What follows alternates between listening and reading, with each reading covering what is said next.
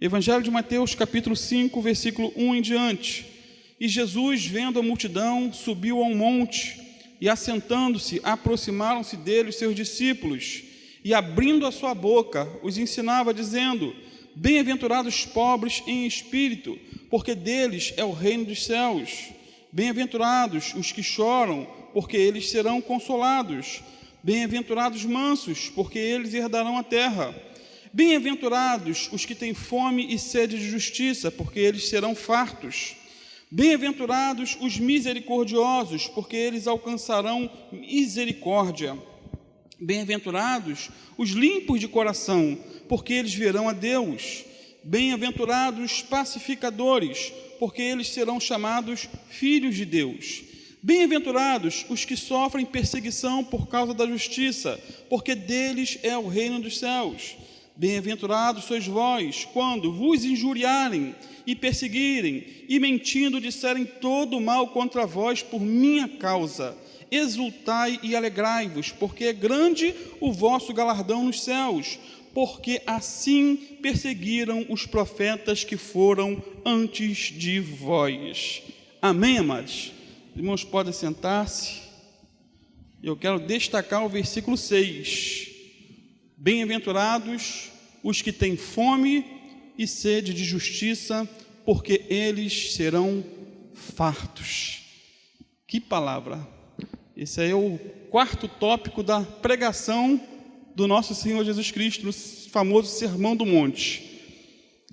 A fome é uma realidade gritante no mundo atual. Mais de 1 bilhão de pessoas passam fome no mundo. Mais de 1 bilhão. Não é aquela sensaçãozinha que nós temos quando tenho vontade de comer algo, mas é fome mesmo. Enquanto milhares, morrem por comer demais, outros milhares morrem por comer de menos, por falta de alimento. A fome, diz John MacArthur, é como a guerra e a peste, que matam e consomem as pessoas. E o que falar da sede? Relatórios da ONU dizem que mais de 1 bilhão de pessoas não têm acesso à água potável no mundo. Bebem água barrenta, água contaminada.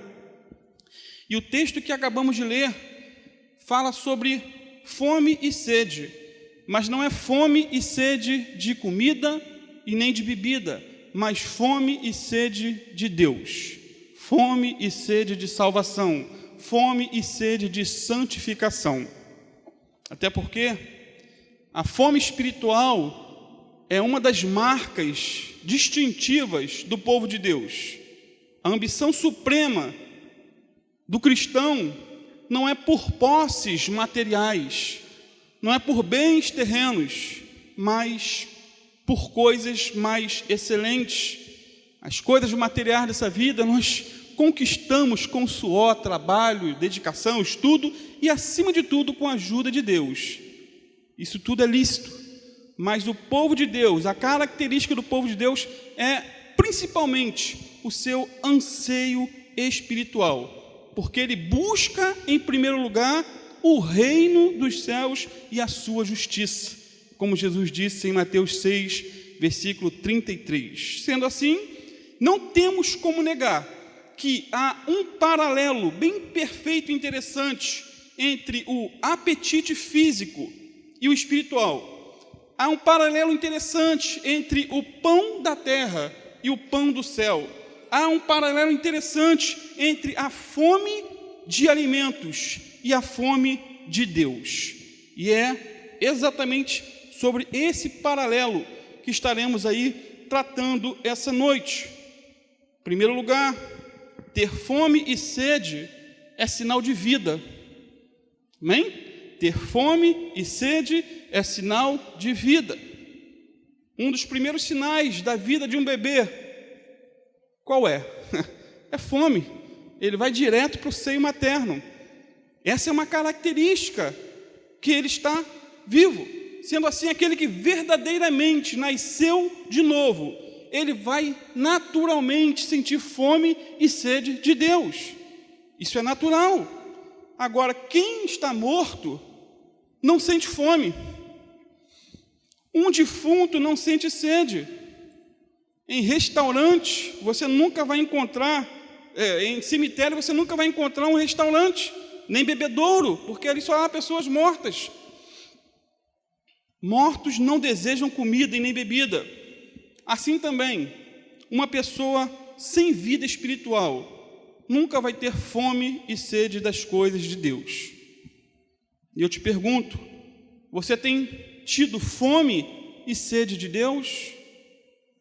Você deseja estar mais perto de Deus a cada dia? Você deseja conhecer mais a Deus por meio da oração, por meio do jejum, por meio da meditação na palavra? Você tem tido esse anseio diário logo ao amanhecer? Se você não tem fome de Deus, amados, é porque possivelmente você não esteja no reino de Deus. Possivelmente. Por outro lado, se você tem alguma fome, ainda que seja uma fome pequenininha, isso é sinal de que você está vivo.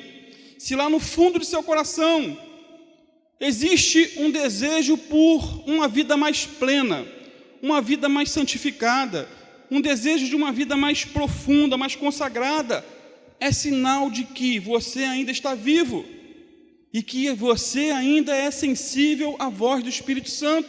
Se você sente alguma fome espiritual, por menor que seja, repetindo, é sinal de que seu coração ainda não se endureceu completamente. Você ainda pode ouvir a voz de Deus, você ainda pode ouvir o Espírito Santo te conclamando, te chamando a um arrependimento, a uma vida mais profunda com Deus. Assim como o ferro, ele é atraído pelo ímã.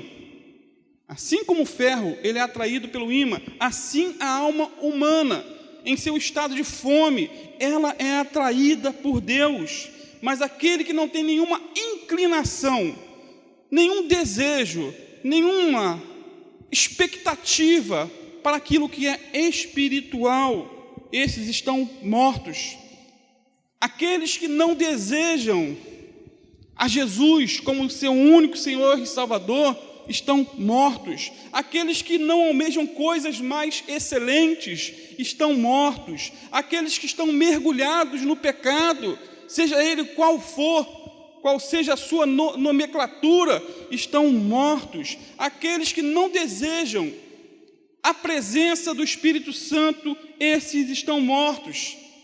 São como defuntos espirituais e correm o sério perigo de experimentarem a morte espiritual de maneira definitiva. E isso é muito sério, pois o mundo as encanta e seduz. Muitos têm fome de pecar, mas não têm fome nem apetite para participar dos banquetes de Deus. E não é pelo fato de uma pessoa estar numa igreja que seja sinônimo de que ela tenha fome de Deus, porque, a bem da verdade, muitas pessoas vão a uma igreja por N motivos, mas se você veio aqui essa noite porque você quer conhecer mais de Deus, porque você quer conhecer mais a palavra de Deus, porque você quer adorar a Deus, eu posso dizer que você está vivo, porque você tem fome e sede de Deus. Amém? Então, o Senhor, ele contou que certa vez quase morreu de frio. Olha que ilustração interessante. Ele quase morreu de frio no extremo norte da África. E como ele se despertou? Ele diz o seguinte: minhas mãos ficaram dormentes, meus pés ficaram adormecidos. A minha vontade era deitar no gelo, porque deu sono, começou a congelar tudo. Foi aí que a ficha dele caiu. E ele viu que se ele cedesse aos seus estímulos humanos, cedesse naquele momento, ele iria morrer literalmente congelado. O que ele fez? Ele começou a pular, começou a correr desesperadamente de um lado para o outro, até estimular ao máximo a sua corrente sanguínea. E se ele não tivesse feito nada, amados, quando começou a sentir dormência, insensibilidade nos pés, se ele não tivesse feito nada, ele teria morrido congelado. E graças àquele estímulo, aquelas corridas, aqueles exercícios físicos, literalmente, ele sobreviveu. E eu te pergunto essa noite, você tem reagido aos sinais de morte que talvez estejam na sua vida? Talvez seus lábios estejam ficando paralisados. Você não ora mais, não louva a Deus, não testemunha mais de Cristo para ninguém. Talvez seus olhos estejam ficando dormentes também. Você não tem mais prazer em ler a palavra, em buscar a fonte de águas vivas, um manancial puro de águas cristalinas. Talvez o seu coração esteja também se esfriando, se tornando insensível, sem desejo algum pelas coisas espirituais. O que fazer? Faça como aquele senhor que, ao notar que a morte estava se instalando no seu corpo, ele começou a correr, ele começou a se mover, reagir, se movimentar. Meu amado, reaja em nome de Jesus. Volte a orar com fervor, volte a jejuar com regularidade, volte a se envolver com os ministérios da igreja. Se você abandonou algum, se envolva, porque quem não se envolve não se desenvolve, já dizia o ditado. Volte à prática das primeiras obras, em nome de Jesus, porque senão, se você se entregar de vez, a morte vai ser instalada em seu coração, aí depois só uma ressurreição sobrenatural vinda das mãos do Senhor. Em segundo lugar, ter fome e sede é sinal de saúde. Primeiro é sinal de vida, em segundo lugar é sinal de saúde. Mais uma vez, eu vou repetir o versículo: bem-aventurados os que têm fome e sede de justiça, porque eles serão fartos ou saciados. Amados, um bom apetite, guarde isso, demonstra vida saudável e normal. Demonstram. Os médicos dizem que um bom apetite é um dos sinais de que o corpo de um homem está em uma condição saudável. E o mesmo podemos dizer em relação à alma. Se você acorda, amados, todos os dias de manhã, com desejo de tomar café, se ao meio-dia você sente aquela espetadinha gostosa, com fome, de tarde, de novo, mais alimento, significa que você é uma pessoa normal, saudável, relativamente saudável. Os doentes geralmente recusam alimento. Os doentes geralmente recusam alimento. E a falta de apetite possui várias causas dentro da área médica, e eu vou citar algumas: infecção viral, ansiedade, estresse, nervosismo, tristeza, depressão, anorexia, bulimia. Algumas doenças também são a causa de tirar o apetite, como problema nos rins, fígado, insuficiência cardíaca, demência, HIV, hepatite, distúrbios da tireoide, etc. Alguns tipos de câncer também, como de ovário, estômago ou pâncreas, causam falta de apetite. Sendo assim, uma pessoa sem apetite, ela tem vida, mas não é saudável, não está com saúde, está respirando, mas não está bem, não está bem. Veja como que é grave a falta de apetite dentro da área humana. Da mesma maneira, muitas pessoas que tiveram um verdadeiro encontro com Jesus estão hoje sem nenhum apetite espiritual. Não sentem mais fome de Deus. Estão vivas, mas doentes da alma. Isso porque deixaram o primeiro amor, deixaram a prática das primeiras obras, perderam o desejo pelas coisas de Deus, perderam a fome do jejum, perderam o apetite pela oração, perderam a alegria de estar na casa de Deus, perderam a fé. Isso é uma realidade hoje em dia. Muitos não vão mais à igreja como iam antes. Tem gente que só vai à igreja agora aos domingos, ou de 15 em 15 dias. E quando vão, outros já desistiram até de congregar, né? São chamados desigrejados, que têm aumentado de maneira absurda no Brasil e no mundo. Pessoas que, em grande parte, se decepcionaram, têm os seus motivos. Se decepcionaram com o pastor, com o diácono, com o obreiro, com o evangelista, com o irmão. Mas o que Jesus tem a ver com isso? Não é isso? Você vai para o inferno por causa do outro? Jesus tinha 1001 motivos para não ir à igreja. Sabia disso? Tinha. Muitos sacerdotes eram corruptos, outros frios, apáticos, hipócritas, mentirosos. Mas nós o vemos constantemente no templo e nas sinagogas da época. Ele estava lá para fazer a diferença. Ele não deixou de congregar só porque havia lobos em pele de ovelhas dentro da congregação. Agora, amados, uma pessoa saudável espiritualmente, ela busca o alimento do céu, deseja a presença do Espírito Santo, tem fome e sede de estar em todos os cultos. Ela deseja a Deus diariamente, ininterruptamente. Ela aplica para si a palavra quando ouve, não para o outro. Já viu aquele que diz, fulano que era para estar aqui na igreja, mas ele faltou? Não é para você, é para mim. Em nome de Jesus, essa pessoa que ela tem um apetite saudável, ela fica quebrantada, pesarosa, ela fica mansa e deseja muito se consertar com Deus quando erra, porque ela não se acostuma com o pecado, ela não quer viver na lama. Sendo assim, ela deseja o perdão de Deus, mais do que o pão da terra. Ela deseja a reconciliação com Deus, mais do que a água. Que o Senhor, nosso Deus, nos conceda intensa fome, como essa, fome e sede de justiça, fome e sede de Deus. Então, meu amado, você quer ser feliz? Quer ser um bem-aventurado? Quem quer? Quem não quer, né? Peça a Deus para te curar de toda doença espiritual que tem tirado o seu apetite das coisas de Deus. Peça a Ele é o Deus de cura, não só cura física, mas cura da alma também.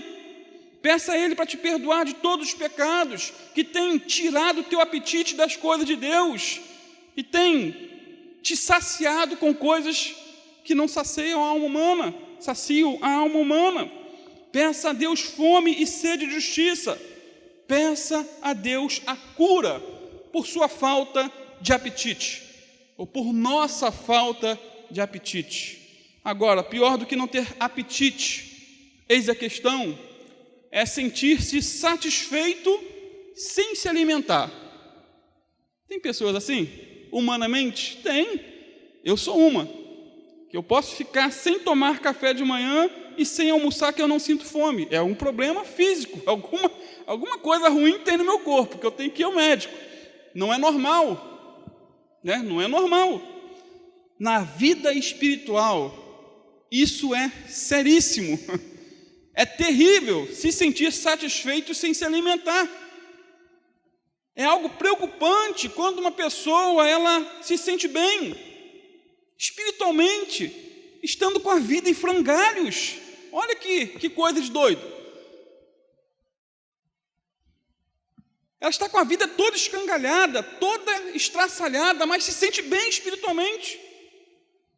É terrível uma pessoa que vive na prática do pecado, no roubo, no adultério, na prostituição, pornografia, na mentira, e se passar como espiritual dentro da igreja, levantando a mão para o céu, como se estivesse tudo bem.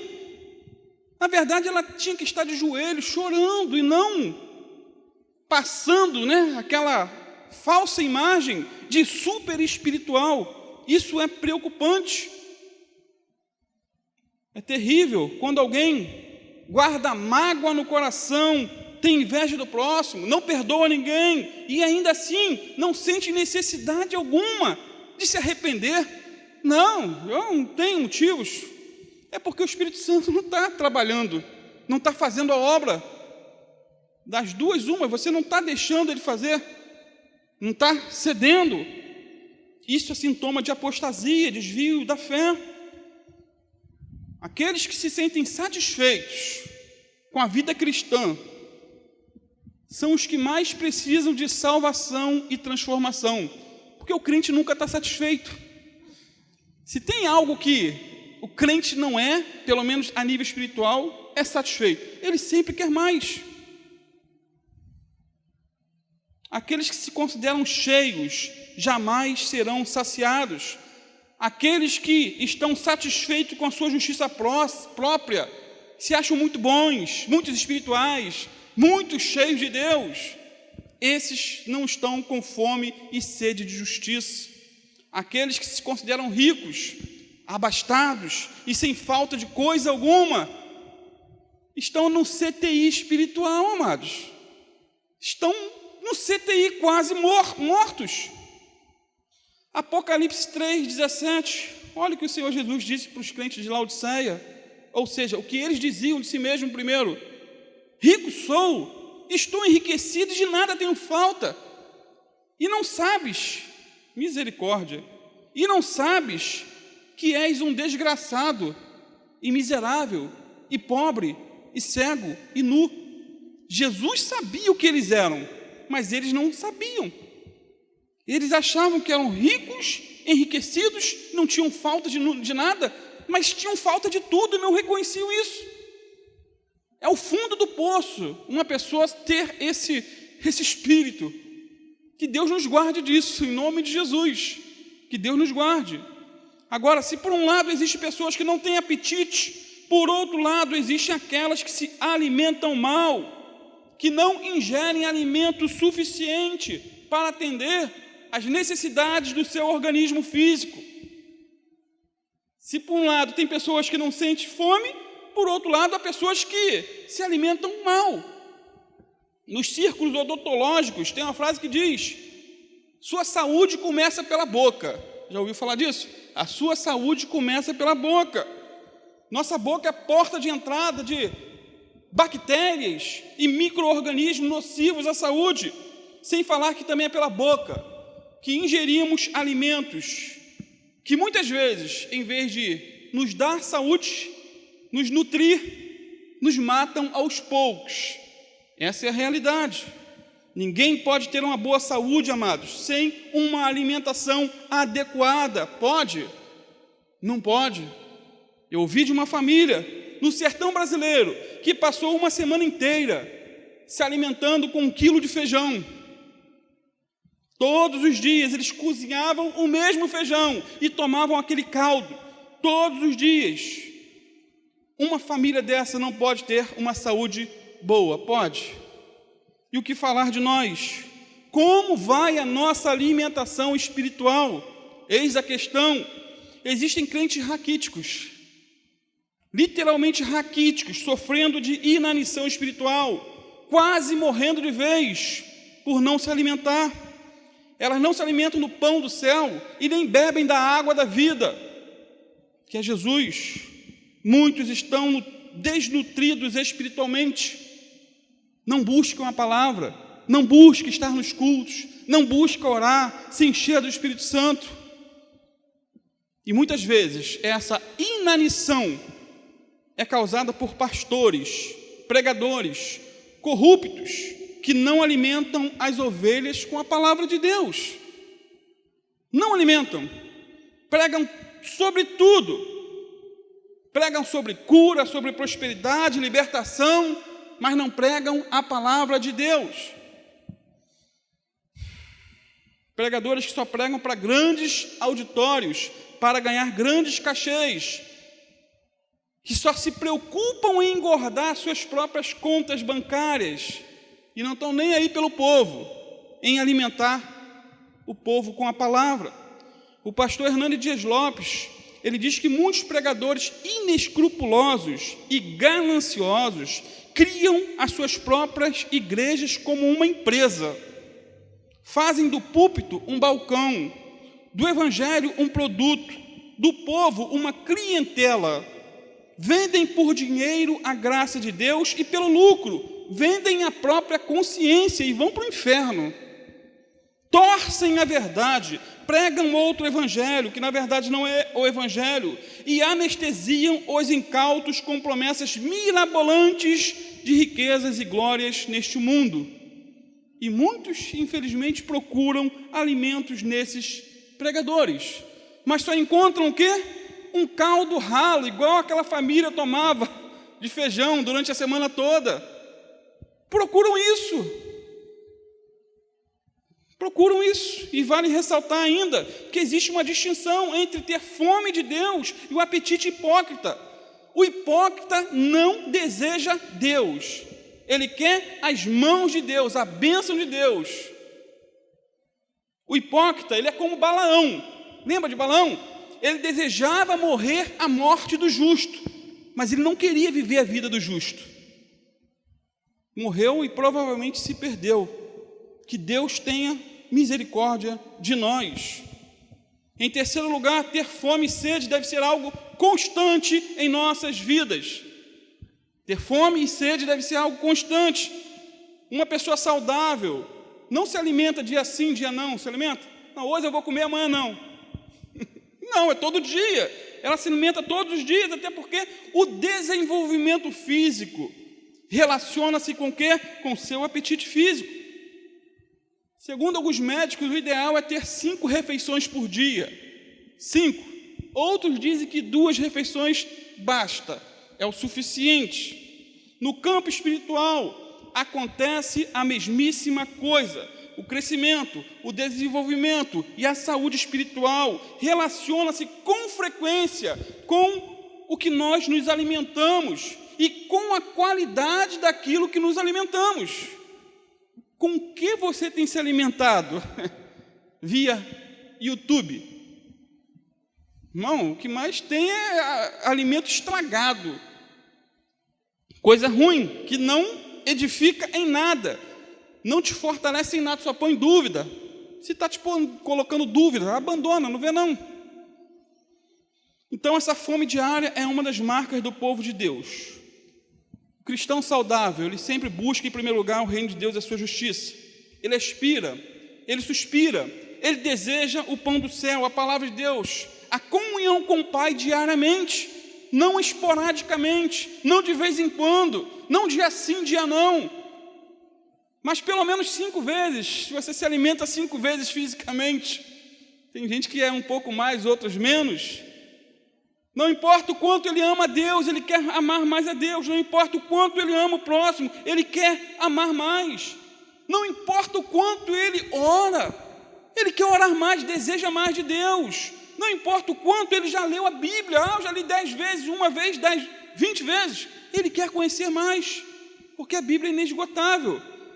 Ninguém se torna doutor em Bíblia, ninguém. Não importa o quanto ele já jejuou na vida, ele quer jejuar mais. O cristão saudável, ele é como Moisés. Lembra de Moisés? Amados, ele viu tantas coisas extraordinárias. Ele viu Deus falando com ele numa sarça ardente. Ele viu milagres e maravilhas no Egito. Ele contemplou o mar vermelho se abrindo. Olha que coisas espetaculares.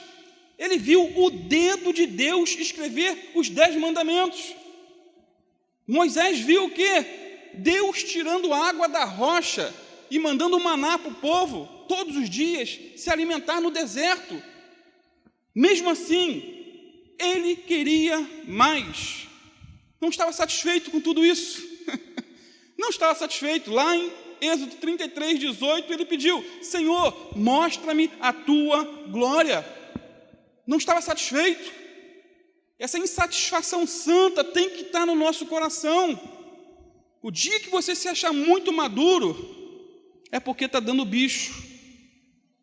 Uma das marcas de um crente saudável é sempre querer mais de Deus. É nunca ficar satisfeito com a sua vida espiritual, por mais produtiva e abundante que ela seja. Por mais que Deus te use de maneira extraordinária, por mais que você tenha sonhos, revelações. E o que falar de Davi? Ele foi ungido por Deus para ser rei de Israel, ainda jovem. Lembra dele? Ele era um homem segundo o coração de Deus. Ele tinha íntima comunhão com o Senhor. Escreveu o Salmo 23, o Salmo do bom pastor. Era perfeito? Não, caiu, pecou. Mas ele teve um profundo arrependimento. Deus mandou um profeta para confrontá-lo, Natã. Ele se arrependeu, foi restaurado. Davi conhecia Deus na intimidade. Mesmo assim, no Salmo 42, versículo 1 e 2, ele disse o seguinte: assim como o servo brama pelas correntes das águas, assim suspira a minha alma por ti, ó Deus. A minha alma tem sede de Deus, do Deus vivo. Quando entrarei, me assentarei ante a face de Deus. No Salmo 63, versículo 1 e 3, ele também orou dizendo: isso é oração de quem tem fome e sede de Deus. Ó Deus, Tu és o meu Deus, de madrugada te buscarei, a minha alma tem sede de Ti, a minha carne te deseja muito em uma terra seca e cansada, onde não há água, para ver a Tua força e a Tua glória, como te vi no santuário, porque a Tua benignidade é melhor do que a vida, e os meus lábios te louvarão. Ele teve tanta experiência com Deus, mas continuou tendo fome. Orava, buscava Deus. E o que falar do apóstolo Paulo, amados? Ele se converteu de maneira sobrenatural quando estava indo perseguir crentes em Damasco. Jesus apareceu para ele. Ele ouviu uma voz. Ele se converteu ali. Depois ele foi visitado por anjos. O apóstolo Paulo, ele viu coisas extraordinárias. Paralíticos curados. Deus usou Paulo para ressuscitar Eutico. Os lenços e aventais de Paulo eram enviados para os doentes e endemoniados, e as pessoas eram libertas, curadas. Paulo foi ao terceiro céu, sabia? E viu coisas que aos olhos humanos não são lícitas falarem. Mesmo assim, depois de tanta coisa extraordinária, ele ainda não estava satisfeito. Filipenses 3, versículo 12 a 14, ele diz assim: não que eu haja já alcançado, ou que já seja perfeito, mas prossigo para alcançar aquilo para o que fui também preso por Cristo Jesus.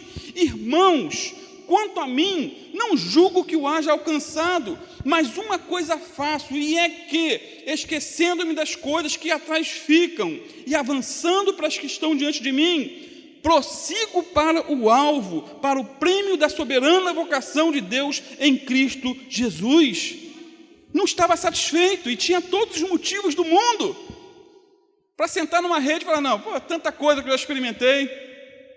E tanto crente hoje em dia satisfeito com a vida medíocre. Irmãos, quanto mais nos alimentamos de Deus, mais fome temos que ter de Deus. Deus continua enchendo de bens os famintos e continua também despedindo os ricos vazios. Então, bem-aventurado é aquele que continuamente sente fome e sede de justiça. Esse é feliz, é saudável espiritualmente. Ele quer todos os dias se alimentar de Deus. Agora, se você não tem fome, se você não tem sede de Deus diariamente, há que se questionar se sequer você está no reino de Deus. Me faz lembrar de um relato também que o major Gilbert contou quando ele e seus homens estavam na Palestina, no contexto da Primeira Guerra Mundial. Eles estavam no deserto, com muita, mas muita sede, muita fome, algo fora do comum. Eles quase morreram, e o relato diz o seguinte, ele dizia assim: nossa cabeça doía, nossos olhos ficaram vermelhos, e o clarão ofuscou a nossa visão, nossa língua começou a inchar, e os nossos lábios ficaram roxos e rachados.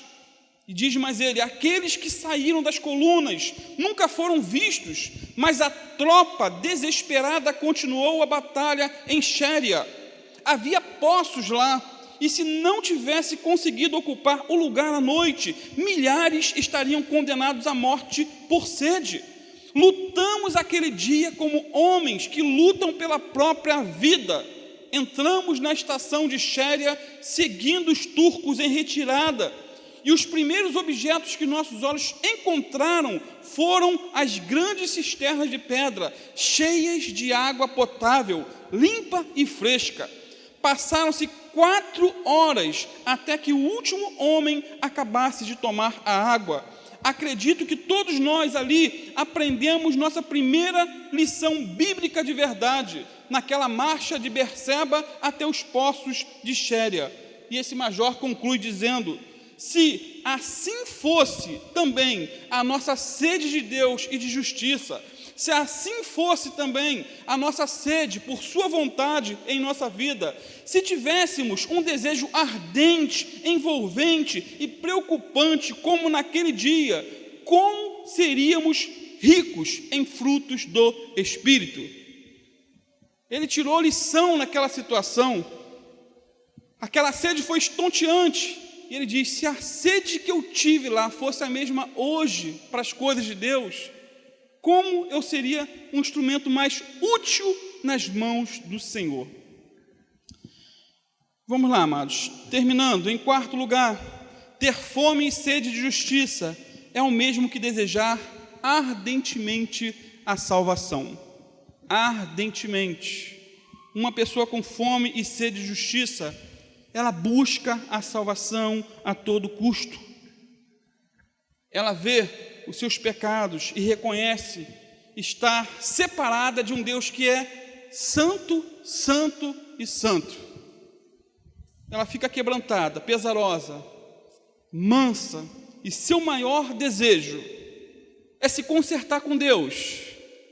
Seu maior desejo, a sua maior fome, a sua maior sede é estar bem com Deus. Ela deseja o perdão mais do que o pão. Ela deseja se ver livre do pecado. Ela deseja ser purificada e justificada. Esse é o desejo do ser humano. Quando ela tem esse desejo, ser justificado, amados, é o mesmo que ser declarado sem culpa, absolvido. Ser justificado é ser declarado íntegro para com Deus, inteiro, completo, perfeito. Agora, como ser justificado diante de um Deus que é santo e que não pode nem sequer contemplar o mal? Certa feita, Jó perguntou: como se justificaria o homem para com Deus? Como? Jó, capítulo 9, versículo 1. Como se justificaria o homem para com Deus? Como ter um relacionamento correto com o Senhor? Se Romanos 3,23 diz que todos pecaram e afastados estão da glória de Deus. Como? Um Deus santo, amados, não pode ter comunhão com quem é impuro. Pode? Um Deus santo não pode ter comunhão com alguém que é pervertido, com alguém que é imoral. Como ter uma relação saudável com Deus, se Apocalipse 21, versículo 11 a 15, diz que naquele dia, no grande dia, os livros serão abertos e seremos julgados segundo as nossas obras. Misericórdia. Só que, todavia, pelas obras ninguém será justificado. Pelas obras ninguém será justificado. Se for colocado numa balança, o que você faz de bom ou de ruim, meu irmão, a balança vai pesar totalmente para o lado ruim. Você sabia que só os perfeitos podem ser salvos? Misericórdia. E que no céu não entra nada contaminado, nada sujo. Apocalipse 21, 27 diz que não entrará nela, na cidade, na Nova Jerusalém, não entrará nela coisa alguma que contamine e cometa abominação e mentira, mas só os que estão escritos no livro da vida do Cordeiro. Só esses que vão entrar. Tiago 2,10 diz que se guardarmos toda a lei e tropeçarmos num único ponto, seremos culpados de tudo. Você guarda tudo e tropeçou num, jogou tudo fora. É igual fazer um bolo com 10 ovos, né? Você botou 9 e jogou o último ali podre, já era, estragou tudo. Não tem jeito. Gálatas 3,13 diz que é maldito aquele que não perseverar em toda a obra da lei para cumpri-la. Maldito todo aquele que não cumprir. E agora? Todo mundo enrascado, não é isso? Nenhum homem pode alcançar o padrão de perfeição, amados, exigido pela lei, pois não há homem que não peque. Não há homem que não peque. Pecamos por palavras, por obras, por omissão, por comissão, pensamentos. Lembra quando eu falei certa feita sobre pensamento? São mais de 70 mil pensamentos diários. Quantos deles são errados? Bota 3 só. Quase seria um anjo, né? 3 pensamentos ruins por dia. 3 pecados. Multiplica isso aí por 48, que é a minha vida. Quantos pecados teriam? Então, dessa maneira, não temos a mínima chance de sermos justificados diante do tribunal de Deus pelos nossos próprios méritos. Não há possibilidade. Como então o homem pode ser justo diante de um Deus santo? Como? Aquilo que o homem não pode fazer, Deus fez. E graças a Deus por isso. Graças a Deus, Deus enviou o seu Filho ao mundo, amados, como o nosso representante, como o nosso fiador. Quando Cristo foi à cruz, Ele foi à cruz em nosso lugar. Ele foi o perfeito que morreu pelos imperfeitos, para tornar-nos perfeitos na glória. Quando Ele estava suspenso no madeiro, Deus fez cair sobre Ele a iniquidade de todos nós. A iniquidade de todos nós estava sobre Jesus. Isaías 53:6 diz que todos nós andávamos desgarrados como ovelhas. Todos nós aqui andávamos. Isaías, 700 anos antes de Jesus. Há 2.700 anos atrás falou isso. Todos nós andávamos desgarrados como ovelhas, cada um se desviava pelo seu caminho, mas o Senhor fez cair sobre ele, sobre Jesus, a iniquidade de todos nós. Ele foi moído pelos nossos pecados e traspassado pelas nossas transgressões.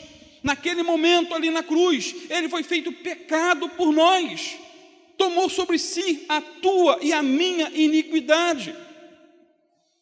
2 Coríntios 5:21 diz: aquele que não conheceu o pecado, se referindo a Jesus, Deus o fez pecado por nós, para que nele fôssemos feitos justiça de Deus.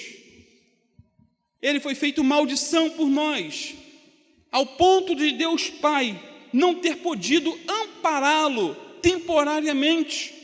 Na cruz Jesus bradou, lembra? Deus meu, por que me desamparastes?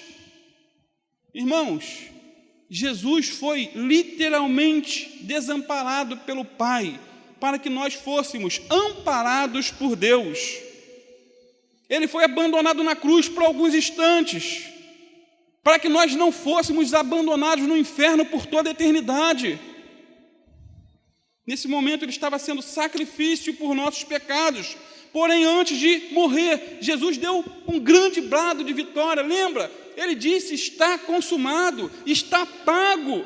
Jesus pegou o escrito de dívida que era contra nós, quitou, escreveu e cravou na cruz. Esse é o evangelho da salvação. Você já pensou por que a cruz se tornou o símbolo do cristianismo? Já parou para pensar? É porque na cruz Jesus comprou a nossa redenção. Na cruz Jesus ganhou e proveu uma retidão que não podíamos prover e nem merecer. Porque a Bíblia diz claramente que é pela graça que nós somos salvos. Graça é favor, é presente. Isso não vem de nós, é dom de Deus, não vem das obras, para que ninguém se glorie. Deus proveu na base da fé, pela morte expiatória e ressurreição de seu Filho Jesus, uma retidão que é imputada a todos que a recebem. Sendo assim, estamos quites com a lei de Deus. Agora não temos mais nenhum débito pendente com a justiça de Deus. Agora não há mais nenhuma condenação para aqueles que estão em Cristo Jesus, que não andam segundo a carne, mas andam segundo o Espírito. Romanos 8, versículo 1. Nós fomos justificados. Cristo morreu em nosso lugar, em nosso favor, levando sobre o seu corpo os nossos pecados, encravando na cruz a nossa dívida e comprando na cruz a nossa eterna salvação. 1 Coríntios 1:30 diz que Jesus é a nossa justiça. Ele é a nossa justiça. Ele é o nosso fiador, Ele foi o nosso representante, Ele é o nosso Senhor e o nosso Salvador. Amém?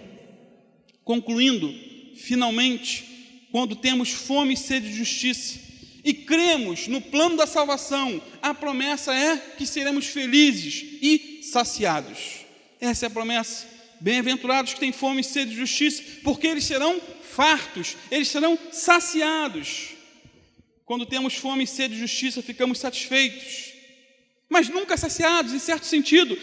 Por quê? Satisfeitos sim, mas ainda com uma santa insatisfação, que só será saciada quando da volta de nosso Senhor Jesus Cristo. Só na glória teremos a completa, seremos saciados completamente, mas enquanto estivermos vivos, continuaremos tendo fome e sede de Deus. Deus fez o coração do homem, amado, de tal maneira que nada pode saciá-lo, a não ser o próprio Deus. Até porque Deus tem prazer em matar a nossa fome e a nossa sede de justiça. Mas Ele mata temporariamente, porque amanhã teremos sede de novo, fome de novo. Salmo 107, versículo 9 diz: pois Ele dessedentou a alma sequiosa e fartou de bens a alma faminta. Se você tiver fome, Ele vai saciar a tua fome. Davi também deixou escrito no Salmo 34, 10: porém, os que buscam o Senhor, bem nenhum lhes faltará. E o que dizer do Salmo 23? O Senhor é meu pastor, nada me faltará. E nosso Senhor Jesus disse também, em João 4,14: aquele, porém, que beber da água que eu lhe der, nunca mais terá sede. E em João 6,35, Jesus disse: eu sou o pão da vida, o que vem a mim jamais terá fome. Sendo assim, a promessa de Jesus a um homem que tem fome e sede de justiça é o quê? Ele será saciado. Se ele necessita de justificação, ele será justificado. Se ele necessita de mais poder para fazer a obra de Deus, para pregar, para ensinar, se ele necessita de mais sabedoria para resolver suas questões no casamento, Deus vai saciar a fome dele também. Se ele necessita de um novo coração, receberá com certeza também esse novo coração dado pelo próprio Senhor Jesus. Se ele necessita de poder para vencer as tentações e ser preservado do pecado, guardado, ele vai receber também de Deus esse poder para a glória dele. Se ele necessita de santidade, mais do que pão e água, ele será também mais santo, talvez o pecador mais santo que esteja na terra, porque Deus vai saciá-lo para a glória do Senhor. Então, se você não tem fome, não tem sede ou não tem tido, peça a Deus cura, restauração, libertação, porque Ele é poderoso para fazer infinitamente muito mais além daquilo que pedimos ou pensamos. Amém, amados? Vamos ficar de pé, vamos estar orando, e depois a irmã vai estar cantando mais um hino aqui, para estarmos terminando esse culto de louvor e adoração. Ó Pai, no nome de Jesus, Senhor, te louvamos por essa palavra, Senhor, por esse versículo tão rico, com tantas lições tão profundas para a nossa alma, Pai. Senhor, cura-nos, Senhor, nessa noite. Cura, Senhor, cura-nos, Senhor, de toda falta de apetite, toda bactéria demoníaca, Pai, que tem talvez se alojado na nossa alma, todo pecado, Senhor, que tenha talvez esteja nos afastando, Senhor, de Ti, Senhor, esteja inibindo a nossa fome por Ti, Senhor. Pai, nos perdoa, nos limpa, nos lava, Senhor. Cura-nos, Pai, no nosso interior, no nome de Jesus, Senhor. Que o Senhor venha tocar na alma de cada um aqui, Pai, convertendo, Senhor, cada um, aquele que ainda não teve um encontro contigo. Só o Teu Espírito Santo pode operar essa maravilha, Senhor. Pai, da pessoa receber a Cristo como Senhor e Salvador, como seu único Senhor e Salvador, crendo que o justo morreu pelos injustos, crendo que o que Jesus sofreu na cruz não foi por causa dele em si, mas foi por causa dos nossos pecados. Ele estava ali operando a obra da salvação, derramando o seu precioso sangue em prol das nossas vidas, Senhor. Muito obrigado, Pai amado, por tão grande amor, tão grande compaixão e misericórdia para com cada um de nós aqui, Senhor. Pai, só a tua obra, só o teu Espírito Santo pode ir lá no interior, na alma, Senhor, e convencer, Pai, cada um, Senhor, por meio dessa palavra, Pai amado, faz a obra, opera maravilhas, Senhor, desperta almas adormecidas, Pai, pessoas que talvez não tenham fome e sede de Ti, talvez tenham vindo aqui essa noite com outras expectativas, para ouvir outros tipos de mensagens, Senhor, mas que o Senhor venha curá-las, Senhor, para a honra e glória do Teu nome, que o Senhor venha operar um milagre em seu interior, Pai, convertendo, salvando, curando, Senhor, e fazendo dessa pessoa, Pai, uma pessoa gananciosa, não pelas coisas do mundo, mas pelas coisas de Deus, uma ganância santa, de querer mais orar, de querer mais jejuar, de querer conhecer mais a Tua palavra, de estar em todos os cultos, querendo estar indo às reuniões nos lares.